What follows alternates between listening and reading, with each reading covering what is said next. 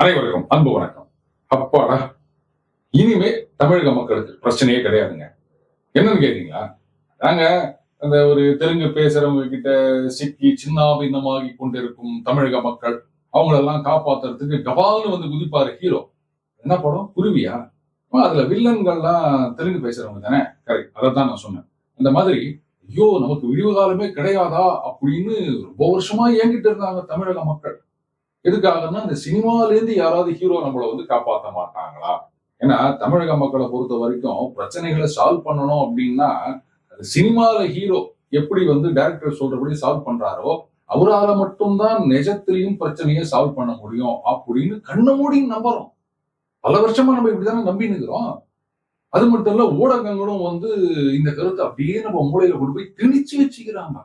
அதனாலதான் பாத்தீங்கன்னா, யாராவது புதுசா ஒரு ஹீரோ வந்துட்டு 2-3 படத்துல பஞ்ச் டயலாக் பேசிட்டாரு அப்படின்னு சொன்னா உடனே மைக்க கொண்டாந்து நீட்டி நீங்கள் அரசியலுக்கு வருவீர்களா அப்படின்றது. ஏங்க, நாட்டுக்கு நல்லது செஞ்சு நிக்கிற வழக்கறிஞர்கள், டாக்டர்கள், இன்ஜினியர்கள், ஏன் ஆட்டோ ஓட்டுறவங்க, இந்த மாதிரி எத்தனையோ பேர் இருக்காங்க. அவங்களெல்லாம் யாரும் போய் கேட்கறது கிடையாது. ஏன் கேட்டுதான் பாருங்களேன். நீங்க சமூக சேவை எல்லாம் பண்ணீங்களா? மக்களுக்கு இவ்வளவு நல்லது பண்றீங்களா? அரசியலுக்கு வருவீங்களா? அது எப்படிங்க? சினிமா ஹீரோன்னா அவர் வந்து அப்படியே கோடிக்கணக்கான மக்களுக்கு தெரியும். எதை வச்சு தெரியும்? அதான் பஞ்ச் டயலாக் பேசுறாரு பாருங்க. கஷ்டப்படுறவங்களுக்கு எல்லாம் ஒரு உதவி செய்யறாரு. எங்க? சினிமால. ஆமா, அந்த திரையில் காணும் அந்த கனவு உலகத்தின் பிம்பம், அதை நிஜம்னே நம்ம நம்ப ஆரம்பிச்சிட்டோம்னு வச்சுக்கோங்களேன். ரொம்ப நாள் ரஜினிகாந்த் வருவார் வருவார் அப்படின்னு வெயிட் பண்ணியிருந்தோம். அவரும் தோ வரேன், போருக்கு தயாராகுங்க அப்படின்னு சொன்னாரு. எல்லாம் வந்து வச்சு கட்டின்னு தயாரானாங்க. தோ வந்துட்டோம் அப்படின்னாருங்க. அப்புறம் தெரியல, நான் வரலன்ட்டாரு. சரி, ரைட்டு விடுங்க, அது அவருடைய சொந்த விஷயம். மக்கள் எல்லாம் மனசு ஒடிஞ்சு போயிட்டாங்க. நமக்கு வந்து விமோசனமே கிடையாதா அப்படின்னு ஏங்கி தவித்துக் கொண்டிருந்த நேரத்துலதான் தளபதி அவர்கள் நான் இருக்க உங்களை காப்பாத்துறதுக்கு அப்படின்னு குரல் கொடுத்துறாருங்க. அதுலயும் பாத்தீங்கன்னா அப்படியே ஒரு எதிர்பார்ப்பை கிளப்புகின்றது. அதை பத்தி நம்ம பின்னாடி பார்ப்போம். ஆனா இன்னைக்கு எப்படி ஆய்போச்சுன்னு கேட்டீங்கன்னா, அரசியல் நிலைமை, சினிமால ஹீரோன்னு நடிச்சா அவர் வந்து கட்டாயமா கட்சி ஆரம்பிக்க வேண்டும், அரசியலில் குதிக்க வேண்டும் அப்படின்னு எழுதாத சட்டமாக்கி போட்டாங்க. அதனாலதான் பாத்தீங்கன்னா இன்னைக்கு சோசியல் மீடியால ஏராளமான பேரு பாருங்க, கமலஹாசன் தைரியமா கட்சி ஆரம்பிச்சிட்டார், தளபதி அவரும் கட்சி ஆரம்பிச்சிட்டார், ஆனா அஜித் ஏன் இன்னும் கட்சி ஆரம்பிக்கல அப்படின்னு கேள்வி கேட்டு நிற்கிறாங்க. இன்னும் சில பேர் கழிவு ஊத்தி நிற்கிறாங்க. ஏங்க, சினிமால ஹீரோவா நடிச்சா அவர் கட்சி ஆரம்பிச்சே ஆகணும் அப்படின்னு இந்த புதுசா வந்திருக்க பிஎன்எஸ்எஸ்ல ஏதாவது சட்டம் போட்டிருக்காங்களா? இந்த மாதிரி ஆயிப்போச்சுங்க மக்களுடைய நிலைமை. இந்த ஊடகங்கள், சமூக ஊடகங்கள் இவங்கெல்லாம் சேர்த்து நம்ம மூளையை மழுங்கடித்து விட்டார்கள் அப்படின்னு தான் சொல்லணும். சரி, ஒரு வழியா நேத்திக்கு வந்து கட்சி கொடி, அதுக்கப்புறம் ஒரு பாட்டு வேற ரிலீஸ் பண்ணிருக்காங்க அப்படின்னு நினைக்கிறேன். Very good. ஆஸ் யூஷுவல் ஒரு கான்ட்ரவர்சின்னு வச்சுக்கோங்களேன். அந்த கட்சி கொடியில 2 யானைகள் இடம்பெற்றிருக்கின்றன. நீங்க செய்தி பாத்தீங்கன்னா இந்த மாதிரி புகார் கொடுக்கப்பட்டுள்ளது அப்படின்னு. ஒரு புகார்ல என்ன சொல்லியிருக்காங்களா, அந்த கொடி வந்து ஸ்பெயின் தேசத்து கொடி மாதிரி இருக்கு அப்படின்னு சொல்றாங்களா. அதுக்கப்புறம் அந்த யானை வந்து கேரள அரசு சின்னம் மாதிரி இருக்கு அப்படின்றாங்களா. இதுக்குள்ள பகுஜன் சமாஜ் கட்சி அவங்க சின்னம் அது வந்து யானை, கொடியில கூட யானை இருக்குதுங்க, அதை வந்து பயன்படுத்தக்கூடாது அப்படின்னும் ஒரு புகார் கொடுக்கப்பட்டுள்ளதா செய்தி கூறுகின்றது. இதுக்கு சில பேர் முட்டு கொடுக்க ஆரம்பிச்சாங்க. என்னங்க, உத்தரப்பிரதேசத்துல வந்து சமாஜ்வாடி பார்ட்டி அவங்களும் சைக்கிள் தான் வச்சுக்கிறாங்க, ஆந்திரால தெலுங்கு தேசம் பார்ட்டி அவங்களும் சைக்கிள் தான் வச்சுக்கிறாங்க, ஆளுக்கு ஒரு சைக்கிள் அவங்க பாட்டுக்கு அமைதியா வச்சு இல்லையா அப்படின்னு. சமாஜ்வாடி பார்ட்டியோ தெலுங்கு தேசம் பார்ட்டியோ மாநில கட்சி, தேசிய கட்சி கிடையாது. ஆனா பகுஜன் சமாஜ் கட்சி அப்படின்றது வந்து ஒரு தேசிய கட்சி. அதனால அவங்களுடைய சின்னத்துல வேற யாரும் யூஸ் பண்ணக்கூடாது. இதுதான் வந்து முக்கியமான விஷயம்னு வச்சுக்கோங்களேன். ஆனா அதுக்காக ஸ்பெயின் நாட்டு கொடி மாதிரி இருக்குது அப்படின்னா, இதை வந்து ஸ்பெயின்காரங்க தானே கேள்வி கேட்கணும். இங்க எதுக்கு கேள்வி கேட்கறாங்க எனக்கு புரியல. அதுக்கப்புறம் கேரள அரசு சின்னத்துல இருக்க யானை அப்படின்னா அது கேரளா கவர்மெண்ட் கேட்டு போட்டோம். அப்படி பார்க்க போனா கேரளா அரசு சின்னத்துல 2 யானை இருக்குது அப்படின்னா அந்த 2 யானையை வேற எங்கேயுமே யூஸ் பண்ணக்கூடாது அப்படிலாம் எதுவும் சட்டம் இருக்கிறதா எனக்கு தெரியலங்க. நான் கூட இப்படி சொல்லிக்கலாம். அதாவதுங்க, அந்த கேரள அரசு சின்னத்துல இருக்க யானையோ இல்ல பகுஜன் சமாஜ் கொடியில இருக்க யானையோ அதெல்லாம் இந்திய யானைகள். இந்த கொடியில இருக்க யானை வந்து ஸ்பெயின் யானை. ஸ்பெயின்ல யானை இருக்குல்ல, சரி ஆப்பிரிக்க யானை அப்படின்னு சொல்லிட்டு போயிடலாம். அடுத்தது பாத்தீங்கன்னா அந்த பூ, இது வந்து வாகை பூ அப்படின்னு சொல்றாங்க. ஆனா சில பேர் வந்து இது உண்மையான வாகை பூ கிடையாது, இவங்க போட்டிருக்கிறது வந்து தூங்கு மூஞ்சி வாகை அப்படின்னு சொல்லியிருக்காங்க. சரி, இப்படி கூட நம்ம ஒரு குறியீடா வச்சுக்கலாமே. உறங்கி கிடக்கும் தமிழரை தட்டி எழுப்புவதற்காக, அதனால தூங்கு மூஞ்சி அப்படின்னு கூட சொல்லிக்கலாம். குறியீடுகளுக்கு அர்த்தம் சொல்றதுன்னு நிறைய சொல்லலாம் இல்லையா? அதோட முக்கியமான விஷயம் அந்த 28 நட்சத்திரம் சொல்றாங்க. அது நிஜமாவே 28 எனக்கு தெரியல, எண்ணி எல்லாம் பார்க்க முடியல. ஆனா நிறைய பேர் சொல்றாங்க 28. இதுக்கு நிறைய குறியீடு டீகோட் பண்ணி இது இதை குறிக்கின்றது, அதை குறிக்கின்றது அப்படின்லாம் நிறைய பேர் சொல்லிட்டு இருக்காங்க. ஈவன் அந்த சிவப்பு, மஞ்சள், சிவப்பு இந்த கலர் கூட நிறைய அர்த்தம் சொல்லிட்டு இருக்காங்க. ஆனா அந்த 28க்கு நான் புதுசா ஒரு அர்த்தம் சொல்லலாம் அப்படின்னு பாக்குறேன். முதல் அர்த்தம் கரெக்ட், ரீசார்ஜ். இன்னைக்கு எல்லாமே வந்து இந்த மொபைல்ல தானே இயங்கி கொண்டிருக்கின்றது. மொபைல் ரீசார்ஜ் பண்ணணும்னா ஒரு மாசத்துக்கு கிடையாது, 28 நாளைக்கு. அது என்ன புதுசா கணக்கு வச்சிருக்காங்களோ தெரியல. அதனால அந்த குறியீடா கூட நம்ம பார்க்கலாம். அதை இளைஞர்களை கவர்வதற்கு 28 நாளைக்கு ஒரு தடவை ரீசார்ஜ் பண்ணணும் இப்படி வச்சுக்கலாம். ஆர்எல்ஸ் அதோட சூப்பரா ஒரு அர்த்தம் சொல்லவா? இந்த 27 நட்சத்திரம் அப்படின்னு சொல்லுவாங்கன்னு நினைக்கிறேன் பஞ்சாங்கத்துல. 27 தானே? ஆமான்னு நினைக்கிறேன். சரி, அப்ப 28 வந்திருக்குது அப்படின்னு கேட்டா 27 நட்சத்திரம் வானத்துல இருக்குது, ஒரு நட்சத்திரம் பூமியில் இருக்கிறது, அதுதான் தளபதி. அதனால 28 நட்சத்திரம் இப்படி கூட வச்சுக்கலாம் இல்லையா? சோ நண்பர்கள், நீங்க என்னென்ன டீகோட் பண்ணி என்ன கண்டுபிடிச்சீங்க அப்படின்றத கமெண்ட்ல போட்டீங்கன்னா எல்லாரும் தெரிஞ்சுக்கிறதுக்கு உபயோகமா இருக்கும். ரைட். இதுல சில பேர் பாத்தீங்கன்னா பாருங்க, இவர் வந்து அப்பா அம்மாவை கண்டுகொள்ளவில்லை அப்படின்னு சில வீடியோவை கட்டிங் கோட்டிங் எல்லாம் பண்ணி போட்டிருக்காங்க. அதுக்கு சில பேர் கவுண்டர் கொடுக்குறாங்க, அதை பாருங்க இதுதான் முழு வீடியோ அப்படின்னு. வாடவர். இப்போ நான் கேக்குறேன், என்ன சின்ன குழந்தைய ஸ்கூல் போய் சேர்க்கிற இன்சிடென்டா அப்பா அம்மா வரணும் அப்படின்றது? ஒருவேளை இவர் வந்து தாய் தந்தையரை மேடையில கூப்பிட்டு உட்கார வச்சுக்கின்னு அவங்களும் பேசியிருந்தாவா அப்படின்னு சொன்னா, பார்த்தீங்களா, ஆரம்பிக்கும் போதே குடும்ப அரசியல் இப்படியும் குறை சொல்லுவாங்கல்ல. அதனால குறை சொல்லணும் அப்படின்னு நினைக்கிறவங்க எப்படி வேணா சொல்லிட்டு போவாங்க. சோ இதெல்லாம் ஒரு பெரிய விஷயமா நான் பார்க்கல. ஆனால் முக்கியமா நான் கவனிக்கிறது என்ன அப்படின்னா, இன்னைக்கு வந்து அவருடைய தீவிர ஆதரவாளர்கள் எல்லாம் பாத்தீங்கன்னா 26 எலெக்ஷன் என்னைக்கு வந்தாலும் சரி போட்டி போடுறோம், அப்படியே தட்டி தூக்குறோம் அப்படின்னு சினிமால. அந்த மாதிரிதான் இவர் தான் அடுத்த சிஎம் முடிவே பண்ணிட்டாங்க. எப்படிங்க இதெல்லாம் நடைமுறை சாத்தியமா? எல்லாரும் எம்ஜிஆர் என்டிஆர் ஆயிட முடியுமா? விஜயகாந்த் ஆகலாம், டி ராஜேந்தர் ஆகலாம், பவன் கல்யாண் ஆகலாம். பவன் கல்யாண் டெப்டி சிஎம் அப்படின்னு சொல்லாதீங்க, அவருடைய அரசியல் பாதைங்கிறது வேற. அதை நம்ம இன்னொரு நாளைக்கு நம்ம பார்க்கலாம். பாக்யராஜ் ஆகலாம், இது மாதிரி நிறைய பேர் ஆகலாம் இல்லையா? இல்ல நம்ம அண்ணன் சீமான் அவர்களா கூட ஆகலாம். இத்தினி வருஷமா ஒவ்வொரு பர்சன்டா இன்க்ரீஸ் ஆகினே போயிதுன்னு வச்சுக்கோங்களேன். இதே ரேஞ்சில போயிட்டு அவர் என்னைக்கு சிஎம் ஆகுறதுன்னு எனக்கு தெரியல. சிஎம் இல்ல, அதிபர் ஆக போகின்றார் அவர். இதுல பாத்தீங்கன்னா புதுசாக எழுந்துள்ள கேள்வி, விஜய் அவர்கள் அரசியலுக்கு வருவதால் எந்த கட்சிக்கு யாருக்கு பாதிப்பு அப்படின்னு. அதாவது இவங்களே அசியூம் பண்ணிட்டாங்க, இவர் அரசியல்ல குதிச்சு தேர்தல்ல போட்டியிட்டார் அப்படின்னு சொன்னா ஒரு கட்சிக்கோ இல்ல பல கட்சிகளுக்கோ பெரிய அளவில் ஓட்டு சரிவு ஏற்பட போகின்றது அப்படின்னு. கொஞ்சம் கூட நடைமுறை சாத்தியம் இல்லாத விஷயம் அது.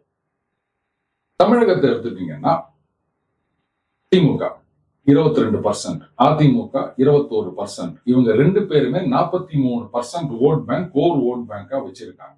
சோ அந்த 43ஓட பாமக ஆவரேஜா ஒரு 4%, 47, காங்கிரஸ் ஒரு 3, 50%, பாஜக ஒரு 5% கொடுக்குறேன், 55%. மற்ற கட்சிகள் எல்லாம் சேர்ந்து ஒரு 11, 12, 13, மேக்சிமம் 15% கூட வச்சுக்காங்க. இந்த 70% ஓட்டு போடுங்கிற பதிவாகிற வாக்குகள் இருக்கு இல்லையா, அதுல 70% அப்படின்றது கோர் ஓட் பேங்க், கட்சிக்காரர்களுடைய வாக்கு. மீதி 30-35% அப்படின்றது மட்டும்தான் நடுநிலை வாக்காளர்கள். சில பேர் கேட்கலாம், சார் நாம் தமிழர் கட்சி வந்து 6, 7, 8 வாங்கிட்டு போறாங்க, நீங்க என்ன வந்து இதர அப்படின்னு சேர்த்து 15ல அவங்க சேர்த்துறீங்களா அப்படின்னு. நாம் தமிழர் கட்சியுடைய கோர் ஓட் பேங்க் அப்படின்றது வெரி லிமிட்டடுங்க. மற்றபடி பாத்தீங்கன்னா நோட்டாவுக்கு ஒரு ஆல்டர்னேட்டா தான் பல பேர் வந்து நாம் தமிழர் கட்சியை பார்க்கின்றார்கள். நான் அதுலயும் குறிப்பா இளைஞர்கள் பல பேர்கிட்ட இன்டராக்ட் பண்ணும்போது அவங்க சொன்ன ஒரே வார்த்தை, தெரியும் நிறைய படிச்சவங்க, இன்ஜினியர்ஸ், லாயர்ஸ், டாக்டர்ஸ் இந்த மாதிரி பட்டவங்க கிட்ட தான் கேட்ட கேள்வி அது. எந்த கட்சியுமே பிடிக்கலங்க, எல்லாமே இப்படிதாங்க இருக்காங்க, அதனால நான் என்டி கேட்க போறேன் இப்படிதான் சொல்றாங்க.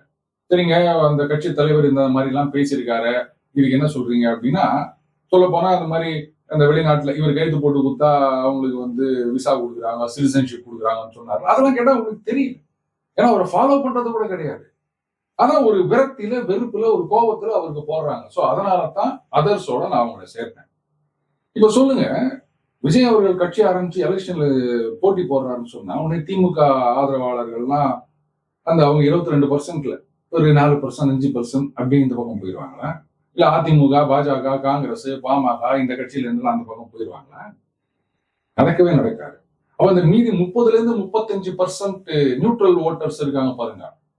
அதுலேருந்து கொஞ்சம் வாக்குகளை பெறுவதற்கு தான் அவர் ட்ரை பண்ண முடியும். இப்போ ஒரு மும்மணி போட்டின்னு எடுத்துக்கிட்டா, என்ன சார் திமுக அணி, அதிமுக அணி, பாஜக அணி, நாதாக இப்படி குறைந்தபட்சம் 4 அணிகள் இருக்க போது இதுல நீங்க மும்முனை போட்டின்னு சொல்றீங்களே அப்படின்னா ரைட்டுங்க.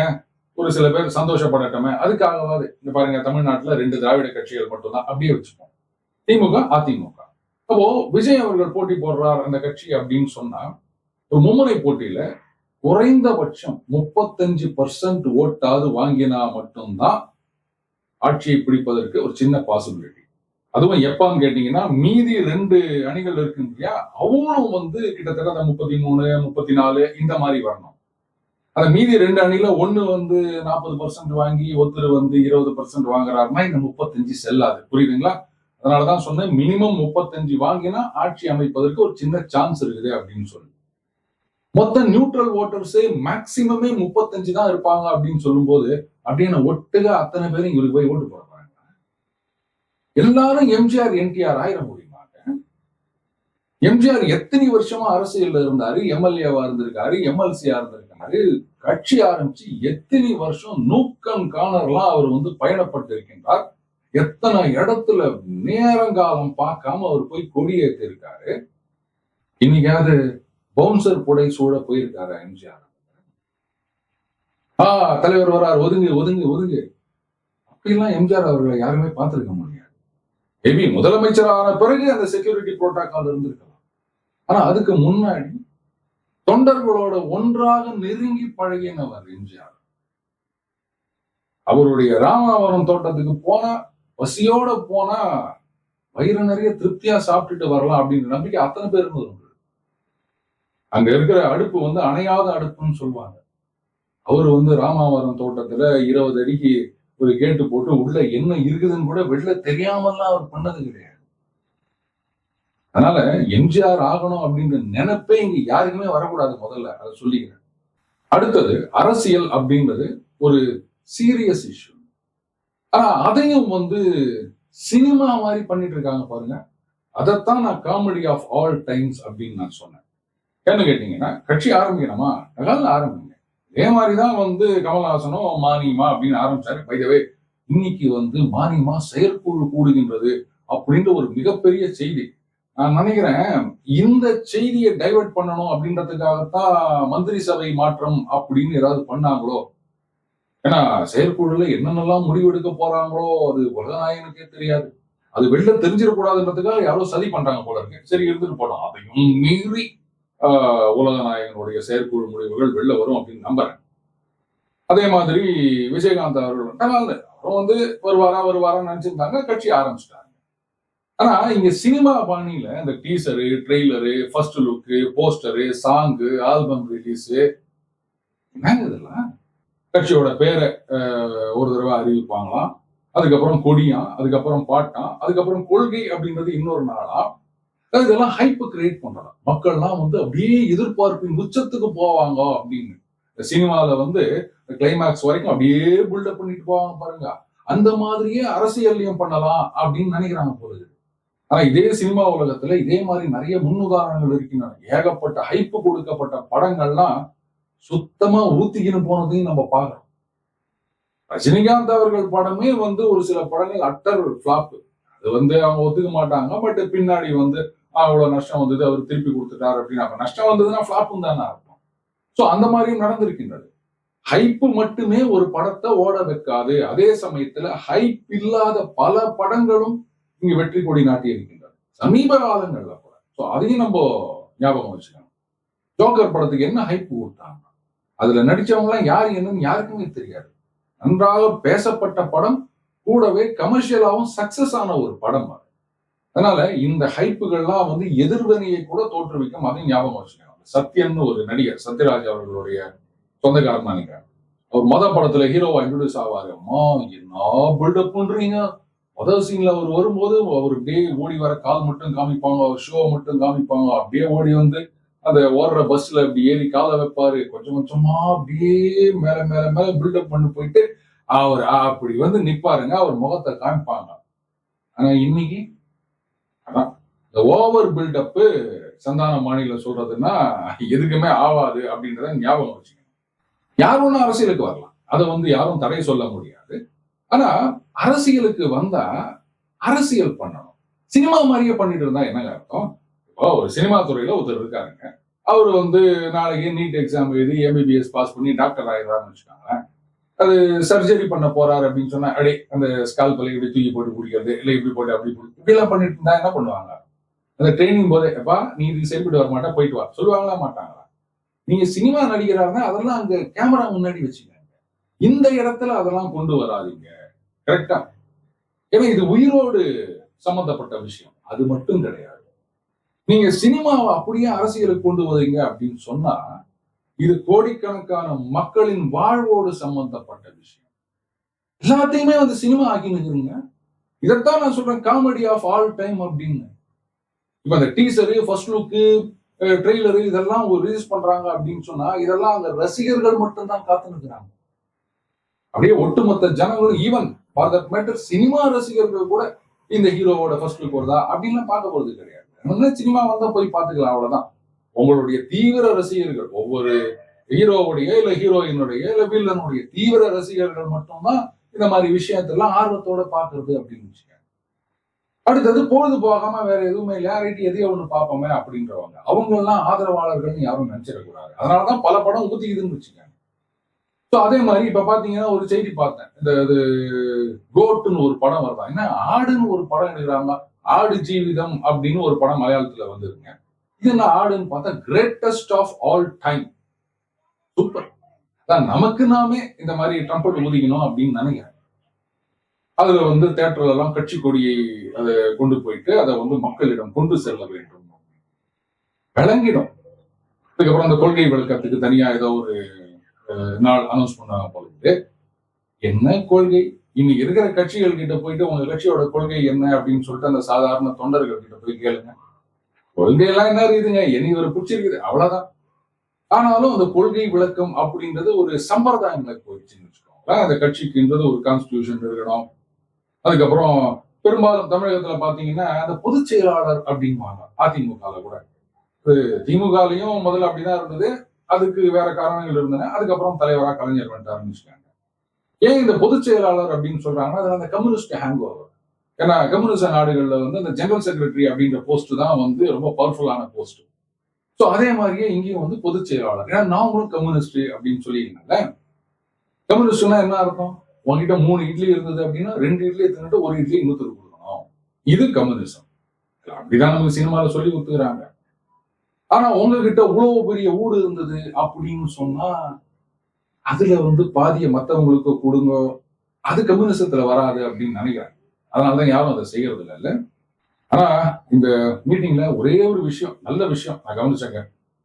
இது வரைக்கும் நமக்காக உழைத்தோம், இனிமே தமிழக மக்களுக்காக உழைக்க வேண்டும் அப்படின்னு. அதனால இனிமே யாரும் இங்க வந்து பாருங்க இத்தனை நாளா தளபதி மக்களுக்காக உழைத்தாரெல்லாம் பேசக்கூடாது. அவரே சொல்லிட்டார் இவ்வளவு நாளா நமக்காகத்தான் உழைத்தோம் அப்படின்னு. இப்ப கேட்கலாம், என்ன சார் அவர் வந்து அரசியலுக்கு வரப்போகின்றார், இன்னும் தேர்தலில் நிக்கவே இல்லை, அதுக்குள்ள அவரை விமர்சனம் பண்றீங்களே அப்படின்னு. கரெக்ட். இது வரைக்கும் அவரே சொல்லிட்டாரு இது வரைக்கும் நமக்காக உழைத்தோம் அப்படின்னு. இது வரைக்கும் விஜயை பத்தி உங்களுடைய அபிப்பிராயம் எதை வச்சு நீங்க ஃபார்ம் பண்ணீங்க? சினிமால அவருடைய நடிப்பு, அவர் பேசின பஞ்ச் டயலாக் அவ்வளவுதானே. அப்ப அதை வச்சுதானே அவருடைய அந்த பிம்பம்ன்றது கட்டமைக்கப்பட்டுள்ளது. அப்ப அதை வச்சுதான் நாமளும் டிஸ்கஸ் பண்ண முடியும்.